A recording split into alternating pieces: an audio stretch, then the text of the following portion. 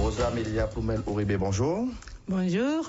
Vous êtes avocate, auteur d'ouvrages La férocité blanche, la traite des blancs, traite des noirs.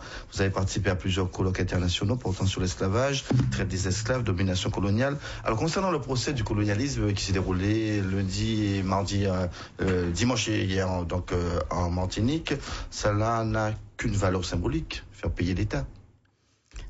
Donc ce n'est pas une valeur symbolique.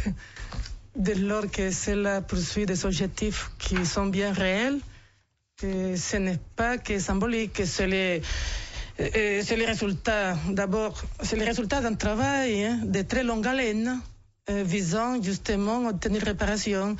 C'est un pas, mais un pas très très important justement dans l'acheminement vers cet objectif. Et réellement peut-on obtenir les réparations ?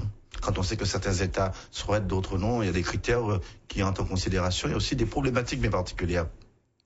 Mais vous savez, dans tous les cas, et dans le travail pour les réparations, c'est la même chose. Tout cela sera le résultat d'un rapport de force qui se fera au fur et à mesure que ces mouvements avancent. Et à présent, vous voyez, on a quand même fait un bon chemin. Il y a juste encore quelques années, ça aurait été impensable, un colloque, non, pas un colloque, mais un procès du colonialisme. Cette fois-ci, on l'a eu. C'est la première fois que cela arrive dans un ancien pays colonisé ou dans un pays qui demeure encore colonisé. Et croyez-moi, cela veut dire qu'on a beaucoup avancé. Depuis 2006, vous militez depuis Genève pour les réparations. Quelles sont les positions et les critères avancés par les différentes nations pour refuser cette réparation ?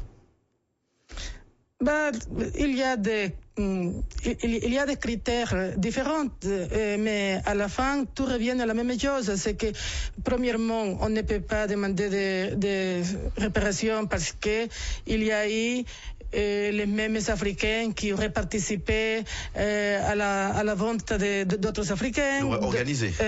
Pardon ? Qui aurait organisé cette vente. On est allé même jusqu'à dire cela.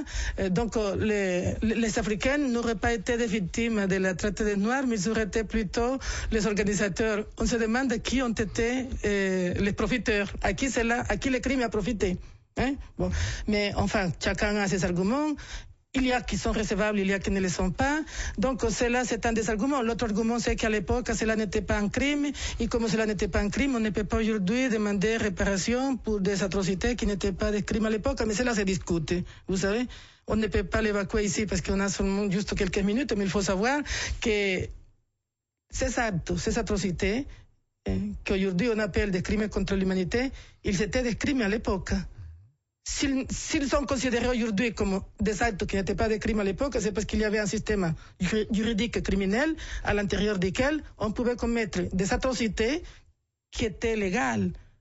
Et c'est ça qui est grave. Et je voudrais profiter pour attirer l'attention de ceux qui ont l'habitude de dire qu'à l'époque, cela n'était pas un crime. Si à l'époque, cela n'était pas juridiquement un crime, c'est parce qu'il y avait un système juridique tellement criminel qui avait permis que des atrocités dont le caractère criminel aujourd'hui personne n'oserait les contester, avait quand même un caractère licite, un caractère légal à l'époque. Et cela est bien plus grave. Et sur cela, je crois qu'il faut absolument attirer l'attention. Et c'est vrai que quand on regarde bien, même au niveau de la France, il n'y a pas eu un comportement exemplaire dans tout le process d'abolition de l'esclavage. Abolement, réinstallé par Napoléon, on le voit sur les colonies, des dates différentes d'application du décret dans ne serait-ce déjà les régions de Guadeloupe, Martinique et Guyane. Oui, mais ce qui est le plus important à retenir, c'est qu'à l'époque, lorsqu'il y a eu l'abolition de l'esclavage, dans les colonies françaises, il y a eu quand même des réparations. L'État français a reconnu le droit à réparation. Seulement, il l'a reconnu aux propriétaires des esclaves. Oui. Donc, si l'État français a bien pu dédommager, a bien pu payer des réparations aux esclavagistes du fait qu'ils perdaient la propriété sur leurs esclaves, vous comprenez combien il est légitime qu'aujourd'hui nous abordons le sujet de réparation, mais cette fois-ci, au lieu de verser des réparations aux bourreaux ou aux esclavagistes, si vous préférez, Bon, il est beaucoup plus raisonnable que ce soit aux victimes de ces crimes et pas aux responsables de ces crimes que les réparations aillent. Alors dans les dates, en 2001, on a eu la loi de reconnaissance de la traite et l'esclavage en tant que crime contre l'humanité. En 2004, la création d'un comité pour la mémoire de l'esclavage qui propose que le 10 mai devienne une date de commémoration nationale. Alors c'était hier le 10 mai, les cérémonies sont déroulées au Jardin du Luxembourg. Cette commémoration vous semble-t-elle utile ? Vous savez, les commémorations, rappelant qu'un crime a été commis, ne peuvent pas être inutiles dans la mesure où cela permet justement que la mémoire de ces crimes ne disparaisse pas complètement dans les oubliettes, d'autant plus qu'il s'agit d'un crime qui a été justifié à l'époque et par la suite avait été pratiquement effacé de la mémoire des uns et des autres. Donc je n'ai rien contre les commémorations. Au contraire, c'est très bien que les commémorations aient lieu. Cela n'est pas le but final, mais ça fait partie aussi du travail de réparation. En 2010, on n'a pas tendance à s'enfermer dans une certaine victimisation, une certaine culpabilité ? Mais non, mais qu'est-ce que c'est ça de victimisation, culpabilité? Là, il ne s'agit ni de victimisation, ni de culpabilité. Il s'agit d'un crime contre l'humanité qui a eu lieu, puisque le crime contre l'humanité est imprescriptible, nous exigeons aujourd'hui, et ça fait déjà longtemps, que des réparations liées à ces crimes contre l'humanité aient lieu. Mais en quoi cela voudrait dire enfermement? Au contraire, vous savez, les jours où des réparations liées à ces crimes auront eu lieu, je pense que nous pourrons à ce moment-là nous acheminer vers une vraie réconciliation de l'homme avec l'homme, histoire de que nous puissions dépasser ces clivages qui ont été créés justement par la domination coloniale, par l'asservissement des hommes, par la réduction en esclavage des Noirs et pour la racialisation. Parce qu'il y a eu le problème de la racialisation de ces crimes, que c'est une des caractéristiques, des spécificités de l'esclavage qui a eu lieu dans l'univers concentrationnel d'Amérique pendant toute la période de l'esclavage des Noirs en Amérique. La racialisation de ces crimes, qui était, je crois, un des faits les plus marquants, dont les conséquences demeurent actuelles aujourd'hui. Et c'est ce qui justifie justement les exigences de réparation. Parce qu'il s'agit de demander de réparation pour que ces conséquences qui restent actuelles puissent enfin disparaître. Oui. D'accord. Alors en 2010, si on revient maintenant sur un peu tout ce passé, est-ce que on le disait hier lors des travaux à l'Atrium, que la traite des Noirs, la conquête de l'Amérique, tout cela a modifié les rapports que les Européens ont maintenant avec certains États coloniaux d'époque. Vous partagez cet avis? Ah, mais c'est certain que l'arrivée des Européens en Amérique, la conquête, le système instauré dans la domination des rapports qui a été établi, cela a marqué, a modifié et déterminer les rapports des Européens avec les peuples non européens.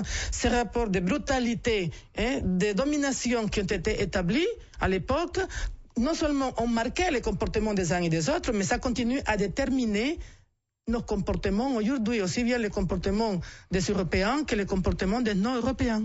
Et ça vous rapproche aussi de l'ensemble des écrits, comme par exemple quand vous dites que le pas entre différence et supériorité a été vite franchi.